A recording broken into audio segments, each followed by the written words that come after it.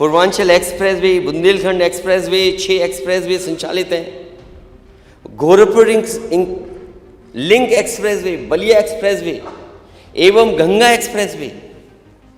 अध्यक्ष महोदय, मैंने कई बार कहा, क्या कारण है कि भारत सरकार उत्तर प्रदेश में एक्सप्रेसवे नहीं दे रही है?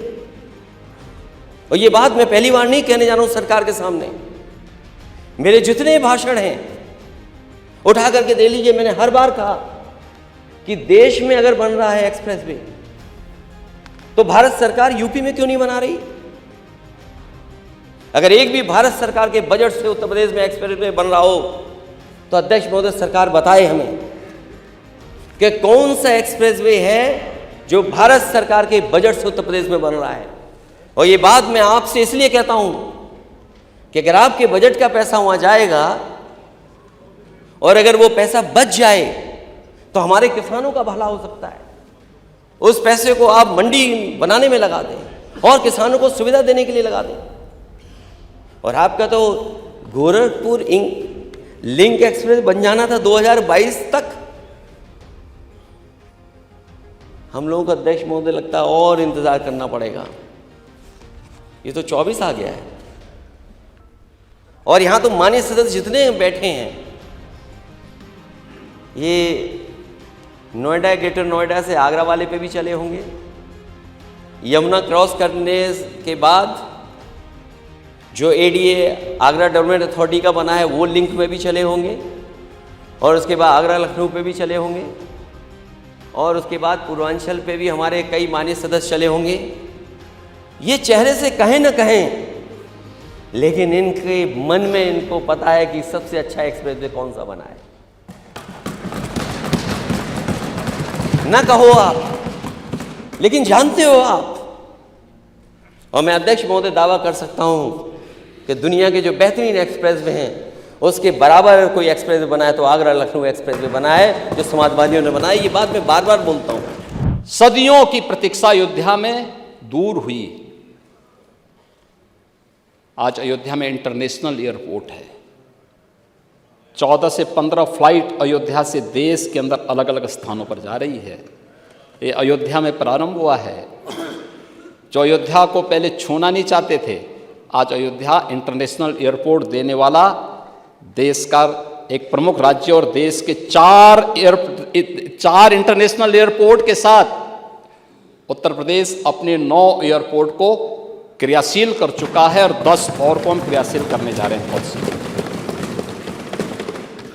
अयोध्या में माता सबरी के नाम पर रसोई घर भी प्रारंभ हो गया है। क्या माता सबरी के अनुयायी पीडीए के हिस्से हैं या नहीं है? रेन बसेरा भी अयोध्या में बन गया है और ये निषाद राज के नाम पर बन गया है। क्या निषाद राज के अनुयायी पीडीए के पार्ट हैं या नहीं हैं? प्राचीन कुंडों का पुनरुद्धार हो रहा है। भरत कुंड, राम की मर्यादा, परिवार की मर्यादा।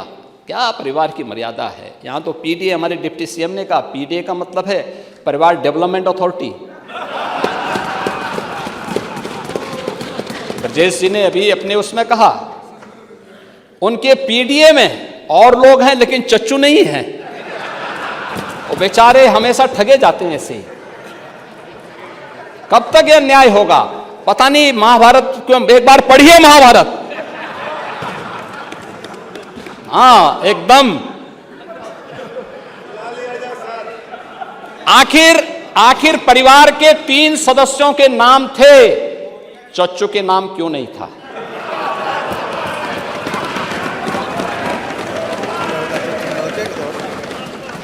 अरे उनका भी नाम देते, वरिष्ठ नेता थे।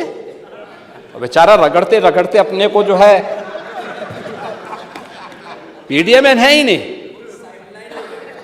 इसीलिए कह रहे हैं ना कि उन्होंने चाचू को ही भुला गए परिवार के, यानी इस प्रकार से उन्होंने विस्मृत कर दिया कि साइडलाइन में थे ही नहीं, कैमरे के फोकस में नहीं थे, अब रेड कारपेट पे नहीं चल पाए। इसीलिए हम कह रहे हैं ना कि चच्चू को ही भूल गए। और बेचारे चच्चू देखते रह जा रहे हैं कि ठगे गए एक बार फिर। अब ये तो अगर प्रभु राम को ये लोग मानते तो चच्चू के साथ अन्याय नहीं करते, रामायण से सीखते, रामायण में सीखते, या फिर कम से कम महाभारत से ही सीख जाइए। आज महोदय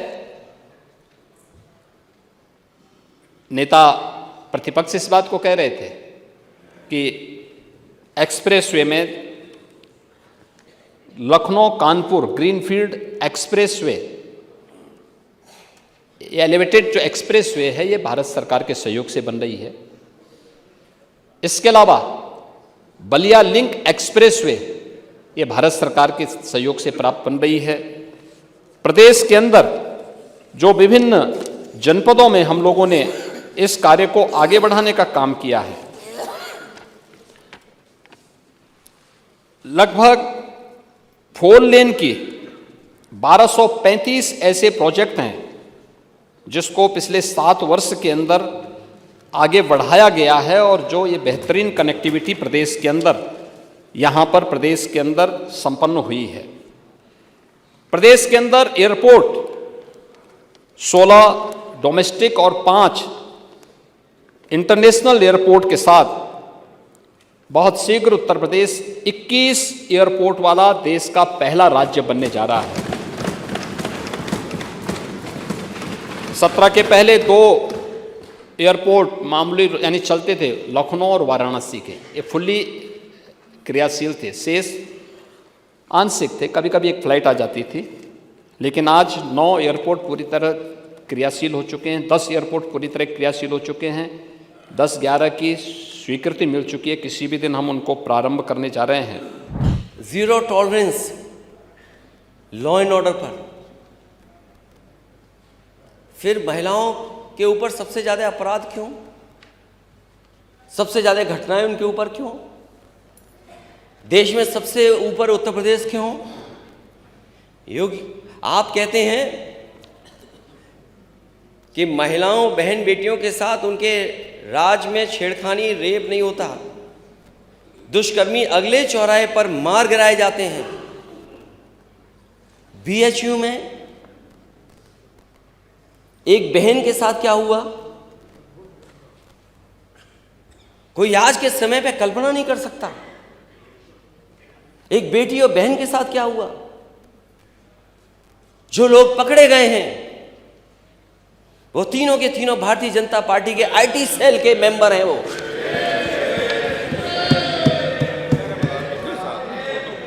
और अध्यक्ष महोदय, कोई आसानी से मुख्यमंत्री जी के साथ फोटो नहीं खिंचवा सकता। तीनों की फोटो हमारे नेता सदन के साथ है। प्रशासन सरकार को पता था, लेकिन क्या किया सरकार ने। और मुझे याद है जब कानपुर में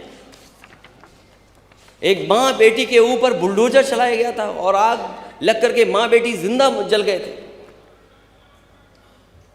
पिता और उसका भाई देखता था, बचा नहीं पाया। जब वो न्याय मांगने गया तो उसके कपड़े उतार दिए गए। वहां के अधिकारियों ने कपड़े उतरवाए। ये जीरो टॉलरेंस है सरकार का। और उस समय डिप्टी सीएम क्या कहते हैं, उन्होंने जो ऑनलाइन बात की उससे, शिवम ये घटना बहुत ही दुखी करने वाली है, बहुत ही ज्यादा दुख है। हमें पूरी तरह से तुम्हारे साथ हैं। जब से हमने सुना है कार्रवाई कर रहे हैं, जो आरोपी हैं उन पर एफआईआर दर्ज हो गई, 302 की है। हम कड़ी से कड़ी कार्रवाई करेंगे, किसी को नहीं बख्शेंगे।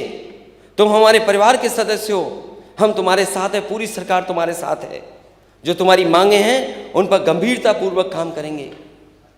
अध्यक्ष महोदय, जो मांगे उस परिवार ने मांग की थी, क्या सरकार ने पूरी कर दी? क्या आरोपियों पे सख्त से सख्त कार्रवाई हो गई? क्या उत्तर प्रदेश के सुशासन के लक्ष्यों को प्राप्त करने में प्रदेश की कानून व्यवस्था ने बड़ी भूमिका का निर्वहन किया है।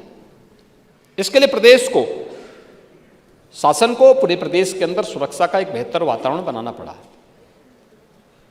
जीरो टॉलरेंस की नीति अपनानी पड़ी। हमारी जीरो टॉलरेंस की नीति से बहुत सारे लोगों को थोड़ा बुरा लगता है, क्योंकि जिन लोगों की आदतें खराब थी तो उन लोगों को कानून के रास्ते पर लाने में थोड़ा कठिनाई तो हुई होगी, तो उनकी चिड़चिड़ाहट कभी देखने को मिलती है।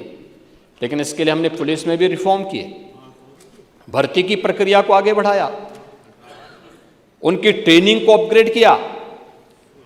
7 पुलिस कमिश्नरेट लखनऊ, गौतम बुद्ध नगर, कानपुर, वाराणसी, आगरा, गाजियाबाद और प्रयागराज में इस व्यवस्था को लागू किया।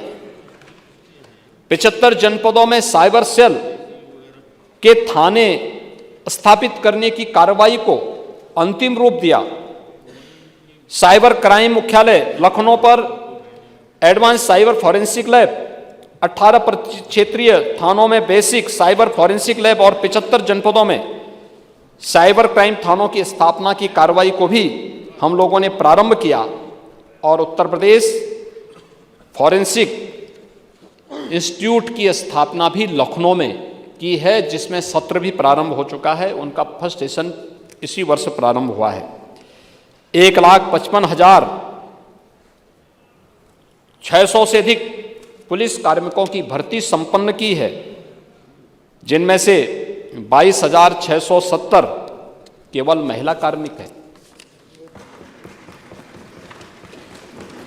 68,600 से अधिक पदों पर भर्ती की प्रक्रिया वर्तमान में प्रचलित है। और इस दौरान हम लोगों ने पुलिस प्रशिक्षण के केंद्रों की क्षमता को भी लगभग 3 गुना किया है। प्रदेश में 124 नए थाने, 88 नई चौकियां, 7 नए महिला पुलिस थाने, 4 नए आर्थिक अपराध इकाई थाने और 16 नए साइबर क्राइम थाने भी स्थापित किए हैं।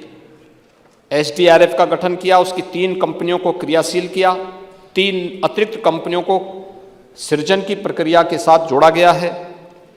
वीरांगना झलकारी बाई महिला PSC बटालियन गोरखपुर, वीरांगना अवंती बाई महिला PSC बटालियन बदायूं और वीरांगना उदा देवी महिला PSC बटालियन लखनऊ की स्थापना की कार्रवाई को आगे बढ़ाया।